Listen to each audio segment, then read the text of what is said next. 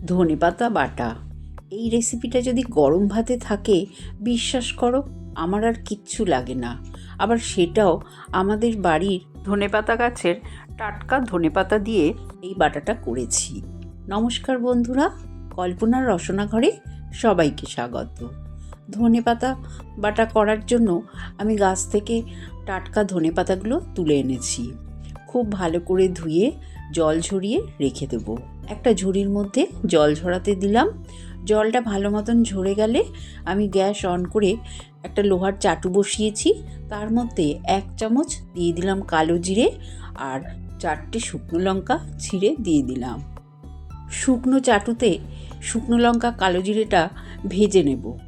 বেশ একটু লাল লাল করেই ভেজে নেব। যখন দেখবে ভাজা হয়ে যাবে, আমি এটা শিলের মধ্যে রেখে দেব। আর এই বাটাটা আমি শিলের মধ্যেই কিন্তু বাটবো। তারপরে ওই চাটুর মধ্যে জল ঝরানো ধনেপাতাগুলো দিয়ে দিলাম। ধনেপাতার যে জল ভাবটা আছে সেটা যাতে শুকিয়ে যায়, সেই জন্যে আমি গরম চাটুতে ধনেপাতা দিয়ে দিলাম। প্রথম দিকে 4-5 মিনিট হাই ফ্লেমে নাড়াচাড়া করে নেব। তারপরে পাতাগুলোর জল একটু শুকিয়ে গেলে, যখন দেখব তলায় লেগে লেগে যাচ্ছে, তখন গ্যাসের ফ্লেমটা লোতে করে দেব। কিছুক্ষণ নাড়াচাড়া করার পর গ্যাসের ফ্লেমটা বন্ধ করে দেব। তারপরে এই ধনেপাতাগুলো শিলের মধ্যে নিয়ে নেব। আবারও আমি চাটুটা গ্যাসে বসিয়ে দেব।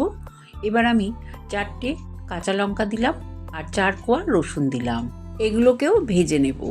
এগুলো কিন্তু আমি শুকনো লঙ্কা কালো জিরের সাথে ভাজিনি, কারণ এগুলোর মধ্যে একটু রসালো ভাব আছে। তাই শুকনো লঙ্কা আর কালো জিরেটা একসাথে ভালো করে ভাজা হবে না, সেই জন্যেই আলাদা করে ভেজে নিলাম। তারপরে স্বাদ মতো নুন দিয়ে দেব। নুন দিয়ে এবার আমি খুব ভালো করে কিন্তু বেটে নেব। এর মধ্যে একটুও কিন্তু জল দেব না, যেহেতু জলগুলো সব শুকিয়ে নিয়েছি। আর শুকনো শুকনো করেই বাটতে হবে। এত শুকনো করে মিক্সিং জারে খুব ভালোভাবে বাটা হবে না বলে আমি শিলের মধ্যে বেটে নিলাম।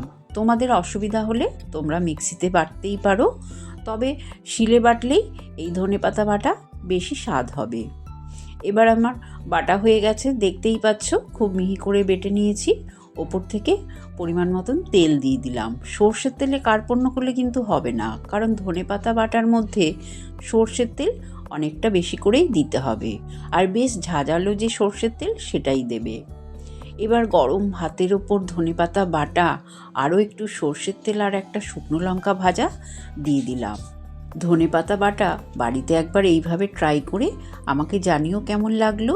ভালো লাগলে চ্যানেলটাকে লাইক শেয়ার করো, নতুন বন্ধু হলে সাবস্ক্রাইব করো। সুস্থ থেকো, ভালো থেকো, ধন্যবাদ।